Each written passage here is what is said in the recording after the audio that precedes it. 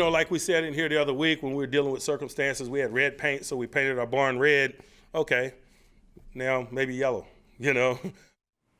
All right, it is Tomlin Tuesday here at the UPMC Rooney Sports Complex. As Coach was saying, we're using yellow paint now. That is due to a number of injuries the Steelers have endured through the first 5 weeks of their 2019 season. Welcome to Steelers Live, everybody. I'm Missi Matthews. Of course, we are going to start with the news of Mason Rudolph. We know that he is currently in the concussion protocol after suffering that concussion in the third quarter of the overtime loss to the Baltimore Ravens on Sunday at Heinz Field.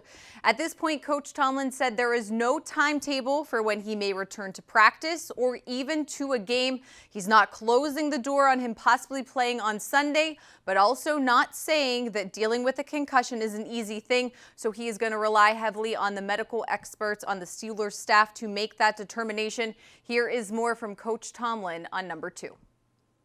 I've been at this long enough to know that I'm not a medical expert.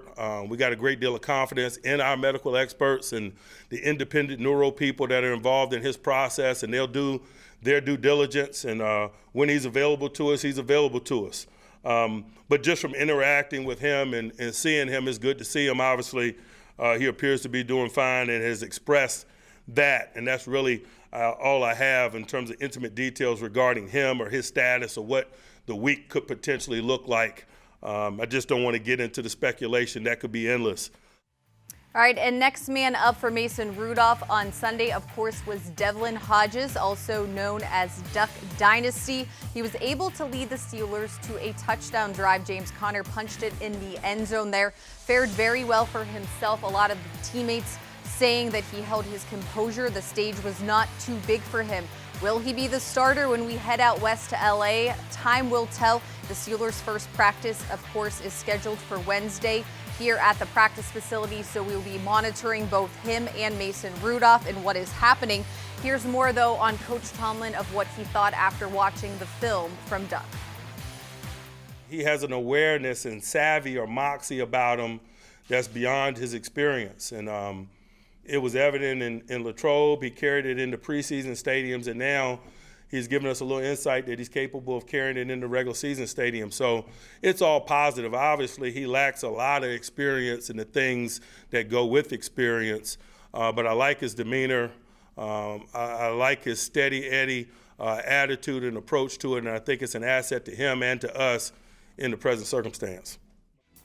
All right, so that is the very latest on Mason Rudolph and the quarterback's situation as it stands right now, but 2 new injuries worth mentioning. Steve Nelson is dealing with a groin injury. Coach Tomlin considered him, Mark Barron, and James Washington as questionable as we sit here on Tuesday. But the bad news is Jalen Samuels had his knee scoped on Monday. Coach Tomlin said he will be out for approximately a month. Here's more from Coach Tomlin talking about the loss of Samuels.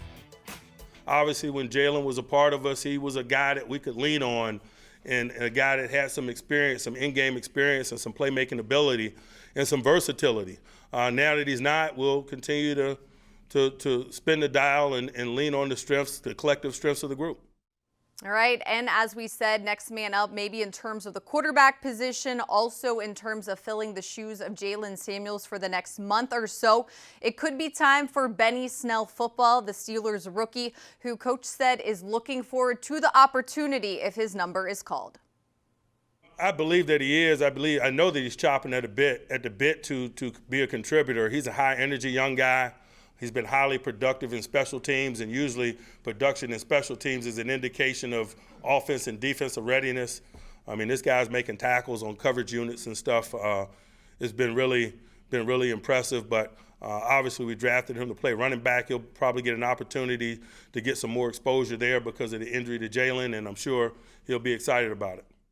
There is the possibility that Rosie Nix could return to the Steelers lineup. Besides Rosie Nix, Coach also mentioned Anthony Chickolo, who has missed some time with a foot injury, and also Vance McDonald, who's been dealing with that shoulder injury. So those are some other guys that will be on the injury report that we will be watching when practice resumes tomorrow.